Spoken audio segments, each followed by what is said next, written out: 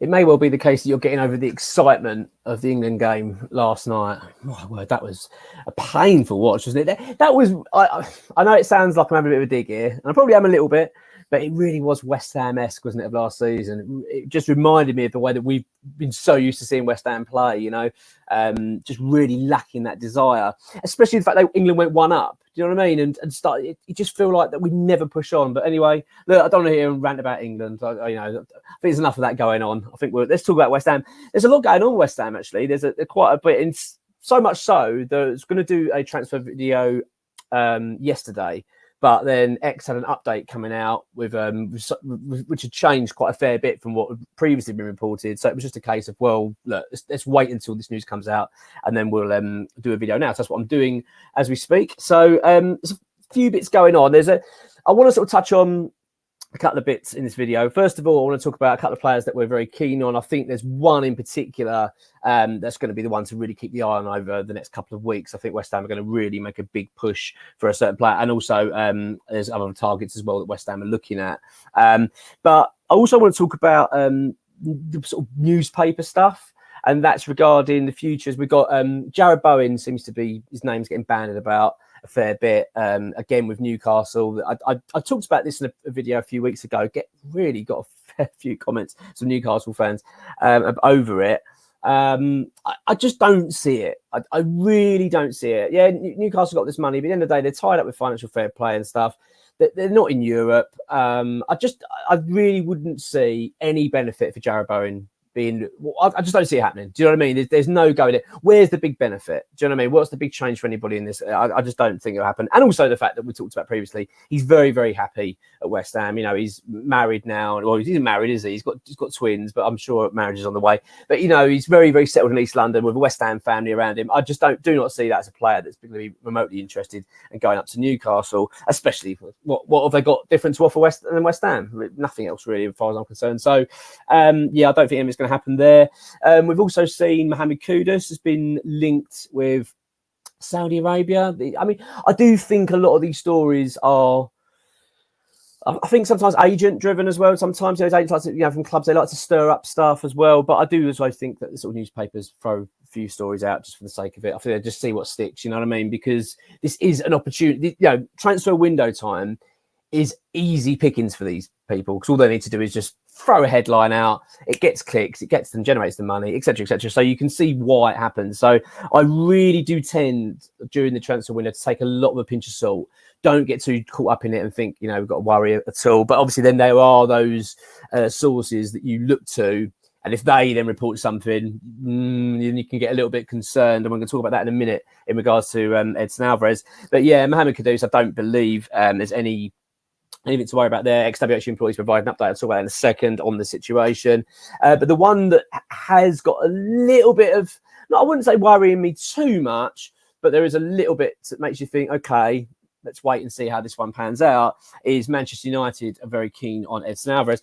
I don't see it happening personally. I don't think West Ham are going to entertain anything unless it's going to be a huge offer. And that's basically what's been said by X anyway. Edson Alvarez is a big part of this project at West Ham, as far as I'm concerned. Tim Steidten, we know, brought him in last summer.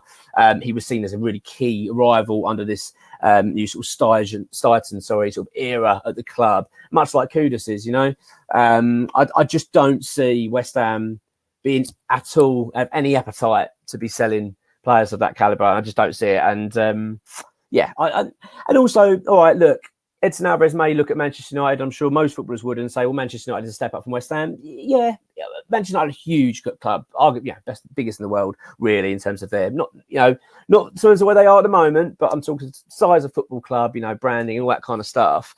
But I'm not sure. I'm not sure it's a great time to be going there anyway. I'm not sold on the idea that he would be sort of pushing for that move. Really, I don't know. I don't know. So anyway, I don't think there's much to worry about it. I'm not going to get too caught up and worried. But you know, because it's come from certain sources. You got from Fabrizio Romano reporting on it. I think it's, you know, it's pretty credible. So ExWHUEmployee employee though has come up with an update on the situation, and basically he's just said, this is his update on Patreon. He says the club have confirmed to me as well that they have no intentions of selling Bowen, Kudus, or Alvarez, despite reported interest from elsewhere. Of course, if a ridiculously good offer comes in, it would be considered, but there is no intention to encourage these offers. So, as I say, I as West Ham fans, I think we need to take this a little. Don't get too concerned. Don't get too worried about it. I don't see unhappy players. I don't see players that are going to be desperate to move. I think if there's only going to be sort of one big exit this summer, it's going to be Lucas Paqueta. But I mean, you know, is that going to happen? I don't know. Can't really say, can you, at the moment, because of this whole betting allegation stuff. So, yeah, that's first I wanted to touch on, was the players that have been linked with moves away. Now, before I get into the sort of the big mover, and I think that this is the one we need to be talking about and keeping a big eye on, because I think something's going to be happening. I'll get a feeling something's going to be happening in the next sort of 2 to 3 weeks. Let's get that feeling. I might be wrong, but that's one of my sort of my spidey senses are tingling on that one. We're after Perez of Udinese. So this is the player of the club. This is what Ex has said. The player is keen to join the club, but there's competition elsewhere, especially from his former club, Atletico Madrid. They've also inserted a buyback clause when they sold him, so that's a bit of an interesting one. So yeah, Atletico Madrid are back in for him, but apparently the player is very keen for the Premier League and very keen to come to West Ham. So that's also one I think we do need to be keeping an eye on. Striker targets now. I'm going to go back to sort of another defender in a minute in terms of who I think things are moving for. But we are obviously in the market for striker. We've got to get a new striker sorted out. You know, it cannot have another season relying on Mikel Antonio up front. It's just not on. You know, 34 years old. It's just no good. So it's something we need to get addressed. And I think now we've got the new head coach and new sort of scouting system with Steidson. You'd like to think that we're going to I've got more confidence we might get it right. Do you know what I mean? I don't want to get carried away, but I just got a little bit more confidence that we will. So we're after it's Ioannidis of Panathinaikos. We reported on him over the summer. West Ham are very keen, and we still are. It appears that Ipswich Town, though, have made a €25 million offer for him, and another for English club is also very keen. He's a player that we've scouted and liked prior to this window, so there is a possibility we are also one of the clubs in for him. So that's an interesting one. I felt that we were going to get him prior to this window. I thought if there was a striker, see, when I speak to X about stuff occasionally, right, he's very, we report it on the website, report it on this channel and things, right, he can be quite, well, how do I describe it, quite loose with the information. He in terms of, say, like, don't emphasize this, don't emphasize that player, you know, even his own reports, he will tend to say, look, if he knows it's going to be really concrete, he will then go further into the detail and really push it. If there's just loose interest in the player, he will make it very clear it's just loose interest. Now, Ioannidis was one that I felt was more than that from speaking to him. When you got his updates, there was more emphasis that West Ham really wanted this player. Now, I appreciate, obviously, things have changed at the club since, but it does appear that West Ham are looking at him. So this is a Tim Steidton's team player for me that I think they're going to be looking at. So I'm not saying it's definitely going to happen, but again, this is a player that's straight on top of X's list. So striker. So I would say that there's a possibility there something could happen. But as I say, also X has reported Ipswich Town have made a €25 million offer. But let's be honest, if West Ham and go up against Ipswich, then I think will be quite the more attractive move for the player. Obviously, no disrespect there to Ipswich. And the series again, another name that just continually. I mean, how many bloody windows have we been linked to this player? I mean, it is ridiculous. It's the Jesse Lingard thing all over again. I feel like every bloody window and somebody's player. But obviously, the change now is that the head coach now, you know, that we've got in place. So I think, you know, Lopetegui, of course, worked with Benassiri at Sevilla, knows him really well, and apparently they do want to work together again. So West Ham, I think, are in a pretty strong position if we want to go for him. Also, Sevilla need to sell. They're not in a good financial situation at all at that club. I think there's talk about 25 million that he's going to be available for, considering we were talking nearly double that, you know, about a year ago. I think West Ham needs to be exploring this, and I think he's someone that I think would suit West Ham. I really do. I think he'd be a decent signing, but as I say, there is other clubs in for him.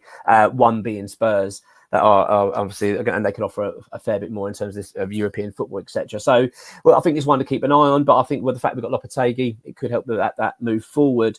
Tammy Abraham again has been linked as well. I think we're very keen on him. I really do. I talked to him in a previous video that I'm not sure. The only reason because of his injury. Do you know what I mean? I don't want to keep taking these risks with injury players. I really want us to try and be a bit risk averse now when we go for this. Go for a player that's fit, will fit the systems, young, can score goals. You know what I mean? Ticks and boxes, don't take too much of a gamble. As much as I like Abraham, and when he went to Roma, I was unhappy we didn't bring him in then. But it's that injuries put me off a little bit, I'm going to be honest. But that being said, I think what X has reported, I've read his notes, that recent update, but his previous one on Abraham was basically that West Ham need to be convinced by his fitness. And I've got to be honest, I'm pretty much, well, you know, I'm in the same boat as that. I'm not convinced of it. If West Ham go and get him and say that they're confident from the medicals and believe that he's going to be okay, then I'm going to back it and say fine. But yeah, those big knee injuries, you know what I mean? You've got to really watch them. The last thing we want is an issue there. Now, Filogini from Hull City, the winger. This is a player that's been linked in the press. I think it was the Daily Express have reported this one. I think originally I'd seen it sort of doing its rounds. X has basically confirmed that this is a potential target for a wing position. I believe that talks have already started for this player, though, so that's quite interesting to see how much they're going to expect for him. So early stage talks they're going on, so he could be a winger that we bring in. So look, I'm going to say I've been saving this now. This is the main one I want to talk about before I wrap the video up. It's Max Kilman of Wolves.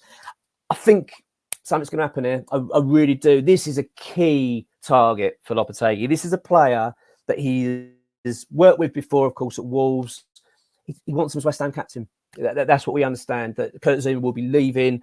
Nigel definitely on his way, getting rid of this horrendous backline that we've had now for a while. You know, not trying to disrespect those players, you know, individually, but in terms of its setup wasn't very good, and you know, Zuma's knees have been a nightmare, and I've not been impressed, to be honest, with a Gerd overall. So it's something that needs addressing, and I've talked about leadership enough times in here, worried about who's going to be the captain. Edson Alvarez, I think, is a sort of standout candidate. That's certainly been felt by your comments. Like, honestly, everyone's comments have been fantastic. Really welcome them, by the way. Love getting the comments. Love getting feedback. I try and reply as everything I can. But no, I do read everything, though, as well. So please do keep them coming in. I really want to know your feelings on these players. And I'd like to know, in particular, your feelings on Kilman, because I really rate him. This is a player that Manchester United have been keen on. Top clubs have been really keen on him. The only issue is the valuation. So this is the update from X. So let me just, rather than me kind of spiel my way through this, I'm going to say this is the update from the man himself. So he said talks have been ongoing for the last week, although there is some distance apart on the valuation. West Ham went in with a £25 million offer that is thought that Wolves have rejected it outright and are now looking for between 35 and 40 million, with clauses also included.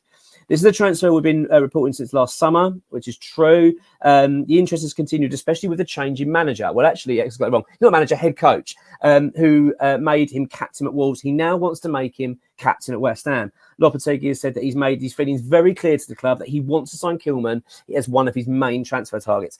So I've got confidence that something's going to happen here. From what we understand as well, I think Max Kilman wants to move to West Ham, wants to change. So I've been nothing but impressed with this guy. I really have. Obviously scored against us, didn't he? He got disallowed, if you remember. That was that 93rd minute header he scored last season. But I've been impressed with him. I think he's a very good player. Exactly what we need. And yeah, it does appear that I think something could happen. I just get the feeling. Do you know what I mean? You get that feeling in your waters. I've just got that feeling that something's going to happen with this player. And I'll tell you why as well. X has also added at the end. And this is, again, you've got to be really careful. When X does these updates, right? As I say, you pick up on certain things. When he says certain things that are got a bit of substance behind it, that's when you go, oh, something could happen here. Do you know what I mean? So, and he says at the end here, particularly the Kilman deal, he's talking about particularly like ones to watch out for, particularly the Kilman deal, as this is the one that's most active at the moment. West Ham are currently in negotiations with Wolves over Max Kilman.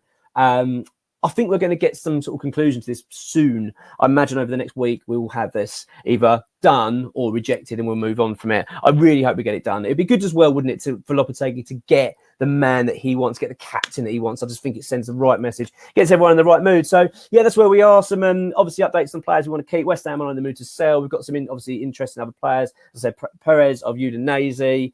We've got Ioannidis of the striker Panathinaikos. I think we've got to look at. And the Syria, of course, as always.